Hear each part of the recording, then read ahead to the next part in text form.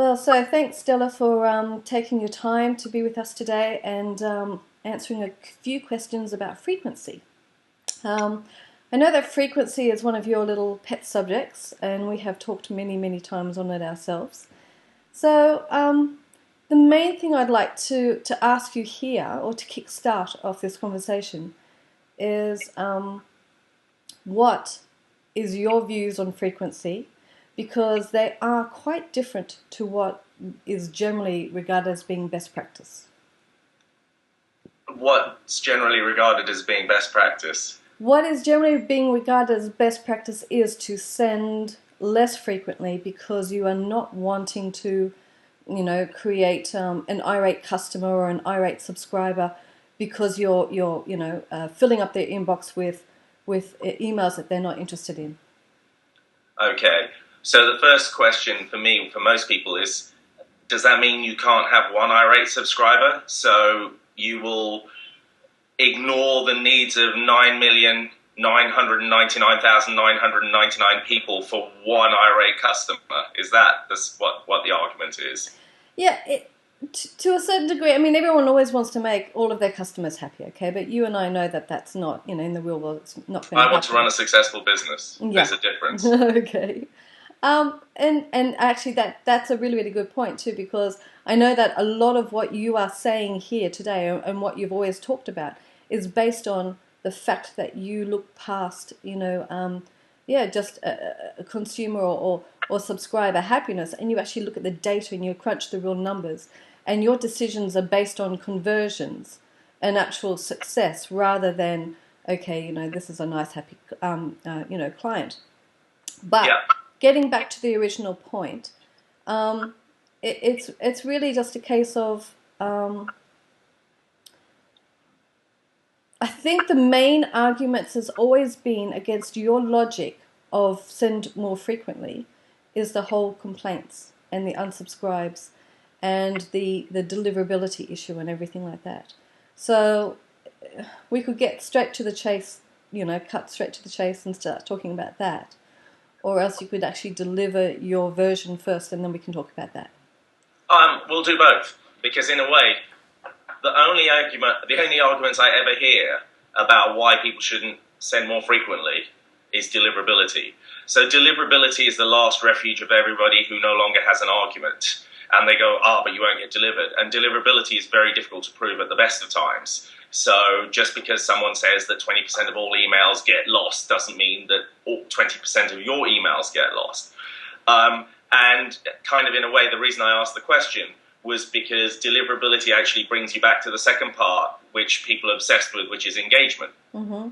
And had you sort of come at me from the engagement angle, I probably would have said define engagement. So let me try a couple of definitions of engagement for you and see whether we're in broad terms in agreement on what engagement is. If you have a list of 100 people, for the sake of argument, okay, and in 6 months, one list, or you have two lists identical, both have 100 people in it, and one list has 60 people opening an email once in 6 months, and the other list has 40%, which is more engaged, the one with 60, okay? Mm-hmm. If you have a list of equal types in the same way, and one has 20% opening more than 3 emails in a 6-month period, and the other one has only 5% opening more than 3 emails in 6 months, which is more engaged? Again, the one which has more open. So engagement, by my understanding, is the number of people who interact with your campaign or your messages, right? The number of times those people engage or interact with your messages, and the consequences of that engagement. Sales, downloads, brand recognition, it doesn't really matter. So that's an engaged list. Now, here's the irony. Frequency drives engagement. Okay?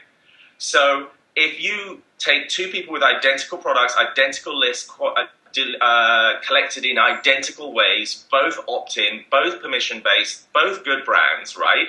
And you have one person who sends 1 a week, and the other person sends 2 a week, I'll tell you now, the person who sends 2 a week will have a more engaged list. By all of those metrics, more people will open once, more people will open more than once, more people will transact, and more people will spend. and more people will download, and more people will visit the website, whatever your metrics are. So here's the irony. The strategy of sending less emails will fail on the number one reason that people are currently using for deliverability, which is you've got to be engaged. Mm-hmm. And the most engaged lists I have ever seen are always the people with the highest frequency. Now, I'm going to invoke the don't be stupid rule. For some reason, when I speak, everyone seems to think that the only way to counter my argument is say, but what happens if someone takes you literally and sends 2 emails every 5 minutes for the next 20 years without taking anyone off the list? That's stupid. But within commercial reality, okay, you have to try to send more emails, because if you do believe that deliverability is being or going to be driven by engagement, the person who achieves more sends is going to have a more engaged list. So it becomes a virtuous circle. I had a very strong, heated debate with Ryan Phelan of Blue Hornet at the last Email Insider Summit on this very issue. And he said, Dela, I want you to admit that in order to drive frequency, you have to do more segmentation and targeting. And the answer to that is a tired and weary yes. That has always been the case. But I've never seen anyone use segmentation and targeting as a reason to send more email. They tend to, until very recently, and I'll take that back. Morgan Stewart showed a great slide about how to send more email by doing more segmentation and targeting in order to create more opportunities. Here's examples that I've seen. Instead of anniversary emails, people are sending half anniversary emails. Then it'll be quarterly anniversary emails. Then it'll be daily anniversary emails. It doesn't matter what the reason is. The point is that if you can persuade your customers to take one more email, you will beat your competitor who fails to do that. So that's really the game. And then the final thing about unsubscribes, which is kind of interesting.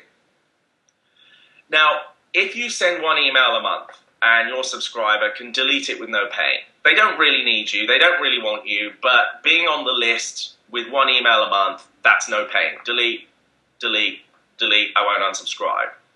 If you suddenly go daily for 5 days, you will suddenly make them think, hang on a minute, I don't want to be on this list because I can't cope with daily. So you're actually cleansing your list of the people who don't really want to be there. And there's the irony. It works in every single way. Again, let's invoke the don't be stupid rule. If you are cleansing your list faster than you put people on, that's silly. I would bring my frequency down until at the very least you're maintaining equilibrium.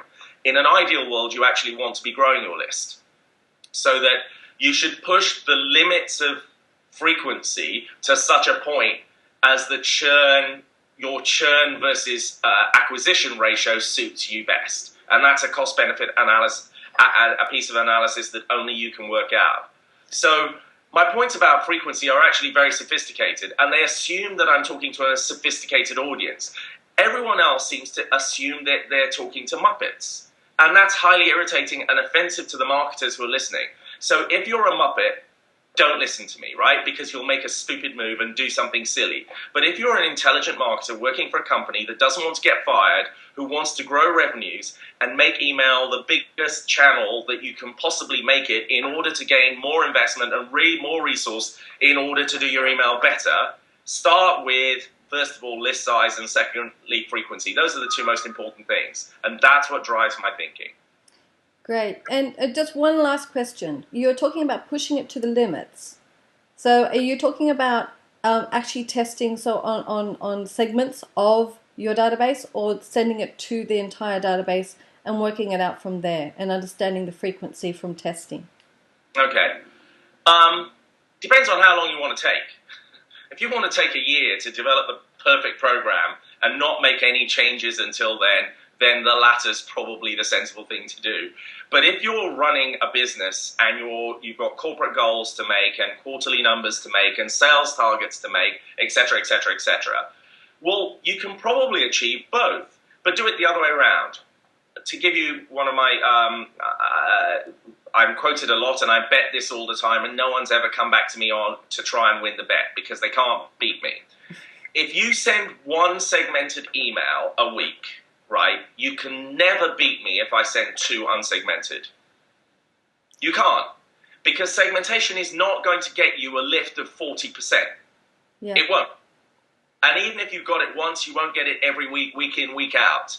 But sending another email to the entire list, in fact, resending to the entire list, just one message will get you a 40% lift. So the bottom line is start by sending more, and as you're sending more, do your testing. Don't do it the other way around. Don't go, okay, I'm going to find the least number of people I can send to, and then when I do that, I'm going to send as few as I possibly can. You're leaving 30 to 40% of your revenue on the table every single month. Okay. And marketers know this, and so here's the irony. One of the reasons email marketers continue to batch and blast is because it doesn't make commercial sense to listen to the experts. And commercial reality is what drives people.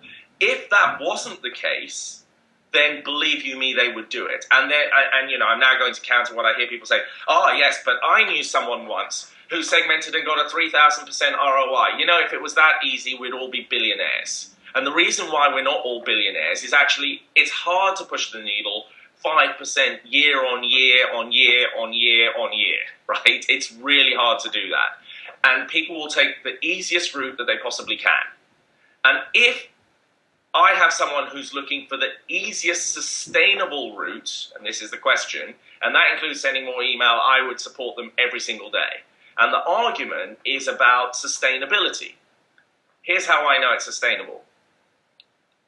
I would estimate that in the last 5 years, email volumes have grown 1,000 times, 500 times, 50 times, I don't know. It's a huge number, okay? Email frequency. 3 or 4 years ago, daily didn't exist.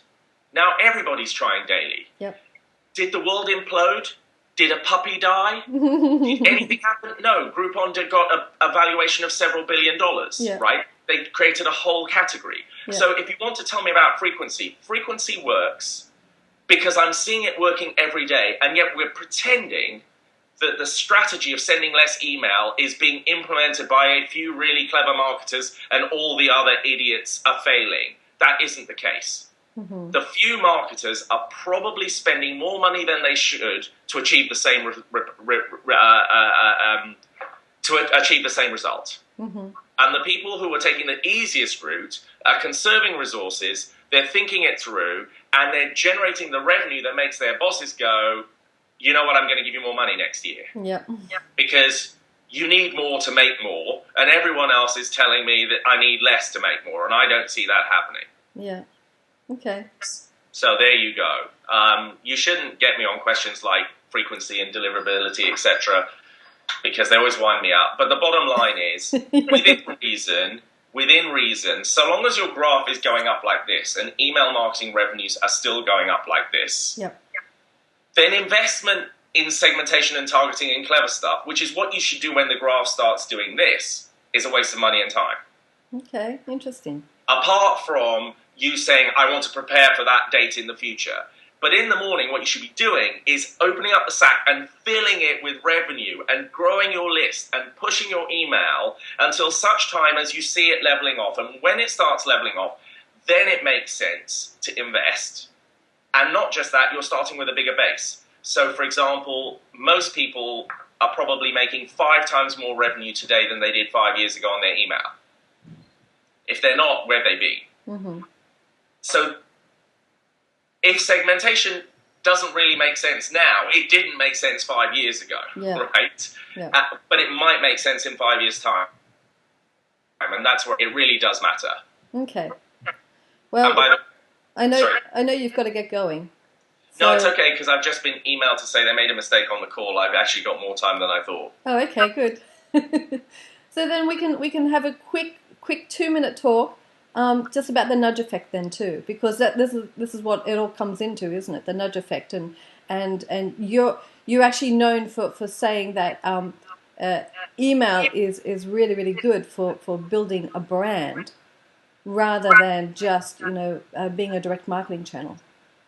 Yes, I would say it's very good at leveraging brand, and it's also good at building, but in a slightly different way from brand building a la television. Okay, because the brand building part of email is the subject line, and that's not very... there's very little you can do creatively with a subject line. You can put a heart in there, you can put a star in there, but basically it's a character basis, like a tweet or a text, an SMS message. So creativity is related to concepts and words only. You can't use images at all. So yes, email absolutely does drive people into store, and it does have a nudge effect. So that act in the inbox actually will make people go to the store or remember to go online and buy something, and they don't always use the email link to go and do that. And in actual fact, if you look at the DMA's survey here in the UK, the DMA FastMap survey, something like 22 or 23% off the top of my head of consumers who were interviewed said they have gone in store as a result of seeing an email. About 50% say they go via another methods. 15% say they then go to an affiliate site. So the email is nudging them to take an action that they maybe had at the back of their mind or they're forgetting. Yes. And I would put it another way. Which would you rather? Would you rather you be in your customer's inbox or your competitor? Exactly. Even if they're not opening. Yes. So let's pretend I can give you 50,000 people who are not going to open an email for a year, okay? Would you rather your competitor was in the inbox not being opened or you? Yeah, definitely me. Because it works. Yes. And so here's 3 quick examples of how that might work. Retail is your big channel, and most of our clients are bricks and mortar as well as online, so they're not .com only. So they have stores, and they have call centers, and they have lots of ways that people can get hold of them apart from email or clicking on the email. Yep. If your big day is Saturday and you send an email that isn't intended to be open to your subscriber base, and in the subject line it says, "Great deals in store this weekend," why do they have to open it? They're going to the store anyway. Yeah. They're going to be walking on the high street. They're going to be walking in the mall. They're going to see your store, and then they're going to think, it's 30% this Saturday, or great deals in store this weekend. And I see that happening all the time. I was in Gap only 2 weeks ago, and a grandma, mother, granddaughter came in, mother pushing the granddaughter, and she leans over her shoulder and goes, "Oh yeah, I think they've got a sale in Gap. No, they've got a sale in Gap this weekend. I think I saw it in an email." Now, that's a very powerful thing. I'm sure Gap found other ways of doing it, but the point is, they sent a message that didn't have to be opened, that had the impact of driving someone into the store. And if you look for it, you will see it all the time, and most people don't look for it. So email is the biggest driver of traffic, and if you ask anyone who has a big list, when they send an email to the whole list, segmented or not, right? If they send an email to the whole list, they will see an increase in calls to the call center, they'll see an increase in visits to the website, they'll see an increase in visits via affiliates, and they'll see an increase in natural and paid search. They will see all of those based on the fact that they sent their database an email, and everybody knows that. And if you take your web analytics graph and compare it with when you send your email, all the biggest spikes are around when you send your email. It's laughably proven.